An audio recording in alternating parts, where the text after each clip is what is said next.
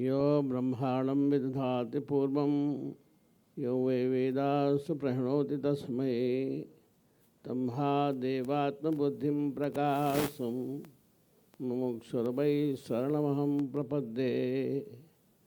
गुरवर्थे त्यक्तराज्यो व्यचरदनुबनं पद्मपद्भ्यां प्रियाया पाणिस्पर्शात् क्षमाभ्यां रजतपतरुजो यो हरीन्द्रानुजाभ्यां वैरूप्यात् शूर्पणख्या प्रियविरारुषायारोपितभ्रूव्रजम्भा त्रस्ताब्धे बद्धसेतुः खलदवदहना कौशलेन्द्रोऽवतान् आरामः कल्पवृक्षाणां विरामाः सकलापदाम् अभिरामस्त्रैलोक्यानां रामः श्रीमान् स नः प्रभो। मंच पर आसीन राष्ट्रीय स्वयंसेवक संघ के वरिष्ठ प्रचारक भैया जी जोशी, बगल में बैठे हुए जामवंत की तरह श्री राम बहादुर राय जी,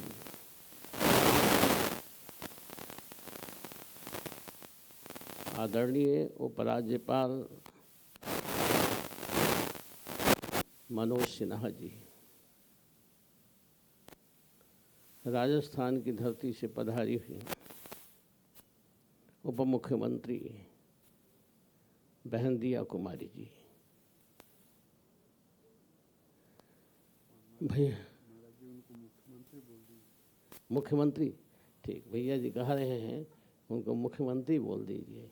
ठीक, बहुत अच्छा, भगवान की बड़ी कृपा हो, बड़ी कृपा हो, बड़ी कृपा हो।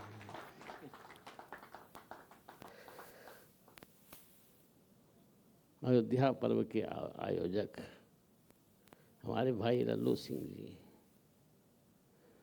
दूर दूर से आए हुए भक्तवृंद, सीता सहचरी देवियों, माताओं, बहनों,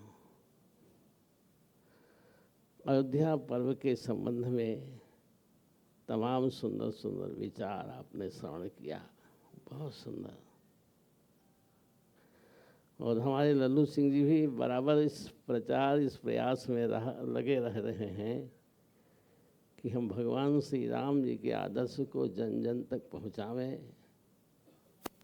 यही उद्देश्य अयोध्या पर्व का है।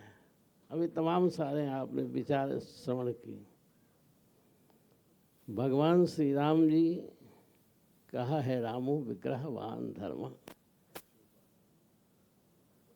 भगवान श्री राम धर्म की साक्षात मूर्ति हैं और आज की राष्ट्र के लिए भगवान श्री राम जी का ही आदर्श हमारे लिए सबसे सुंदर पाथेय है, बहुत सुंदर है।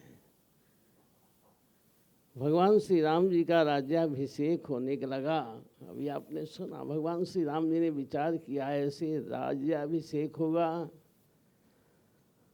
तो राम राज्य की स्थापना नहीं हो पाएगी। राम राज्य की क्या खूबी, सब नर करहीं परस्पर प्रीति, सब में आपस में प्रेम, बैर विग्रह कुछ भी नहीं था। जब तक जंगल राज समाप्त नहीं होगा तब तक राम राज्य की स्थापना कहाँ। अभी तमाम विचार आप भैया जी के द्वारा श्रवण किए। भगवान श्री राम अयोध्या के राज्य को त्याग करके जंगल जाते हैं। व्यास जी ने कहा, स्मरताम पाद विन्यस्य विद्धम दंडक कंटकई सुपाद पल्लवम रामा आत्म ज्योति अगाध। भगवान श्री राम जंगल जाते हैं नंगे पग, पैर में कांटे चुभते, कांटों को निकाला नहीं, क्या किया, उस कांटों से भरा हुआ चरण प्रभु राम अपने भक्तों के अंतःकरण में पधराते हैं। क्यों? धर्म की मर्यादा की बात हमेशा भक्तों को याद रहे। भगवान श्री राम जी ने सबको अपनाया है। जंगल जाकर के सबसे पहले निषाद राज केवट को प्रेम दिया, जिसके लिए कहा जहाँ सुछाह सुईली सींचा, ऐसे निषाद राज केवट को प्रेम दिया है, गले लगाया। भाई बनाया। अभी आप सुन रहे थे बानर भालुओं को कोई मित्र कहता है तो बड़ा प्रसन्न होते हैं। गिधरा जटायु जो गीत आदम का आमिष भोजी, गति पाई जो जातच जोगी। पिता की क्रिया नहीं करते हैं, लेकिन गिधरा जटायु की क्रिया पिता के समान करते हैं। माता सबरी भीलनी जो उपेक्षित थी, जिसको अधम जाति कहा है, ऐसे माता सबरी को अपनाया है और वो गति दी है जो महर्षियों को नहीं प्राप्त होती है। लीन भई तह नहीं फिरे, ऐसे गति भगवान श्री राम माता सबरी को देते हैं। ये भगवान श्री राम जी का आदर्श है। श्रीमद् भागवत के 5वें स्कंद में मारुति श्री हनुमान जी महाराज किम पुरुषों के साथ में स्तुति करते हुए प्रभु से कहते हैं, प्रभु यह जो मानवावतार आपका है, इस कोई और कारण नहीं है।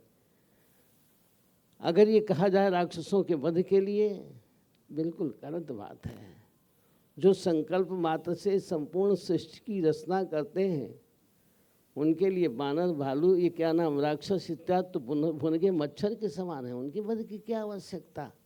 फिर ये अवतार क्यों होता है? कहा भवाटवी भटकती हुई जनों को, प्राणियों को शिक्षा देने के लिए। गाय गाय भवनिधि नर तर ही, भवाटवी से लोग पार चले जाएंगे आपकी लीला का, आपके चरित्र का, आपके यश का गान करते हुए। तो ऐसा भगवान श्री राम जी का आदर्श है। आज हमें आवश्यकता है भगवान श्री राम जी के आदर्श की, तभी हम समरस समाज की स्थापना कर पाएंगे, राम राज्य की स्थापना कर पाएंगे। जब भी देश के ऊपर विपत्ति आती है, हमारे महापुरुष हमारे संत जन आगे आते हैं। नाम सुना होगा, स्वामी राम बड़े गर्व के साथ हाथ उठाते थे, मैं भारत हूँ, मेरा पैर इस देश के दक्षिण का भाग है, मेरा इस सिर देश के उत्तर का भाग है, दोनों भुजाएं पूर्व और पश्चिम के भाग के रूप में। लेकिन दुर्भाग्य था, देश स्वतंत्र तो हुआ लेकिन बंटवारा हो गया। और इतना ही नहीं, ज़्यादा मैं क्या कहूँ, सब पढ़े लिखे विद्वान लोग यहाँ बैठे हैं, क्या चर्चा मैं करूँ। उस समय तत्कालीन प्रधानमंत्री ने आज जो संविधान की दुहाई दे रहे हैं, संविधान की दुहाई, धारा 30 लेकर के आए। क्यों भाई? धारा 30 आप जानते हैं, सब लोगों को पता है। कुरान और बाइबिल पढ़ करके आप IAS की परीक्षा दे सकते हैं, तमाम सारी सुविधाएं दी गई हैं। लेकिन अगर गीता रामायण आप पढ़ाएंगे तो आपकी मान्यता रद्द हो जाएगी। ये स्थिति है। इतना ही नहीं, मंदिर विधेयक आया। मंदिर विधेयक क्या है? उत्तर में तो बहुत कम, लेकिन दक्षिण में प्रायः सारे मंदिरों में भी मंदिर विधेयक है। मैं बराबर दक्षिण की यात्रा खूब करता हूँ, मैं कहानी नहीं सुना रहा हूँ। मैंने पूरे देश को देखा है, सारे प्रांतों को देखा, मुझे स्थिति परिस्थिति का ज्ञान है। दक्षिण भारत के सारे मंदिरों में मंदिर विधेयक है। मंदिर विधेयक में क्या लिखा है? हिंदुओं के मंदिर में रिसीवर होगा। एक बात और ध्यान दें। क्यों भाई जी? जिस पूज्य श्री गुरु गोविंद सिंह जी महाराज ने राष्ट्र के लिए, सनातन धर्म के लिए अपने पूरे परिवार का बलिदान कर दिया। क्यों भाई? पूरे परिवार का बलिदान। 9 वर्ष की अवस्था में थे तब पिता तेग बहादुर ने कहा, पुत्र, हिंदू जनता नपुंसक हो चुकी है, किसी पवित्र आत्मा के बलिदान की आवश्यकता है। कहा, पिताजी आप जैसा पवित्र कौन मिलेगा जो बलिदान करेगा। और इसका प्रमाण दिल्ली में शीशगंज गुरुद्वारा है। इतना ही नहीं, 4 बच्चे थे श्री गुरु गोविंद सिंह जी महाराज के। 2 बच्चे लड़ते लड़ते शहीद हुए, लेकिन 2 जिंदे दीवार में चुन दिए गए। जिंदे दीवार में चुन दिए गए। और उस धर्म की रक्षा के लिए, सनातन की रक्षा के लिए पूज्य श्री गुरु गोविंद सिंह महाराज ने एक फौज बनाया। ध्यान दें, मैंने गुरु ग्रंथ साहब को पढ़ा है, खूब पढ़ा है। गुरु ग्रंथ साहब में कोई अलग नहीं, हमारे बैरागी संतों की ही विशेष वाणियाँ है। कबीर साहब, रविदास, धना सेन, इन सब महापुरुषों की ही वाणियाँ हैं। एक फौज बनाया। तत्कालीन प्रधानमंत्री ने देखा अगर ये समाज संगठित रहेगा तो आगे हमारा अच्छा नहीं होगा, हमारा जो लक्ष्य है वो लक्ष्य पूर्ण नहीं, तो सिख धर्म को हिंदुओं से अलग कर दिया। हिंदुओं के मठ मंदिर में रिसीवर होगा, सिख धर्म को उस हिंदुओं के संविधान से अलग कर दिया और अलग करके कहीं एकत्र न होने पाए। तो हिंदुओं के मठ मंदिरों में रिसीवर होगा, वो रिसीवर का पैसा सरकारी कोष में दिया जाएगा और दिया जा रहा है। और इतना ही नहीं, उस मठ मंदिरों का पैसा 60% ईसाई मिशनरियों को दिया जाएगा। देश स्वतंत्र हुआ, तत्कालीन प्रधानमंत्री ने पूर्वांचल के गरीबों के लिए, असहायों के लिए, उपेक्षितों के लिए, वनवासियों के लिए कोई शिक्षण संस्थान की व्यवस्था नहीं की। सब महापुरुष बैठे हैं, बताइए कोई व्यवस्था की हो तो बताइए। नहीं, वो सारी व्यवस्था ईसाई मिशनरियों को सौंप दिया। आप कहेंगे वो ईसाई मिशनरियों पेट्रोल डॉलर के बल पर, आप कहेंगे विदेशी पैसों के धन के बल पर, नहीं नहीं, आपके मठ मंदिरों के पैसों के बल पर आपके भाइयों को ईसाई बनाना शुरू कर दिया। मिजोरम देखा है, मैंने जाकर के देखा, अरुणाचल, मिजोरम, नागालैंड पूर्णतः ईसाई हो चुका है। ये स्थिति परिस्थिति। आप बंगाल की बात सुनते रहते हैं, आप केरल की बात सुनते रहते हैं, क्यों, कब तक यह चलता रहेगा। और हम आज अब ज़्यादा मैं नहीं कहूँगा, इच्छा तो होती है लेकिन ज़्यादा नहीं कहूँगा। आज हम इन लोगों के बहकावे में आकर के आज जात पात के चक्कर में किस तरह से पड़े हुए हैं, बांटने में, अपने को बांटने में लगे हुए हैं। ऐसे बढ़ते रहोगे तो क्या होगा, क्यों भाई। इसलिए राष्ट्र सर्वोपरि है।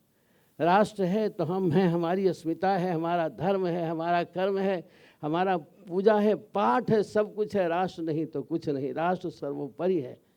राष्ट्र की रक्षा करना हमारा पुनीत कर्तव्य है।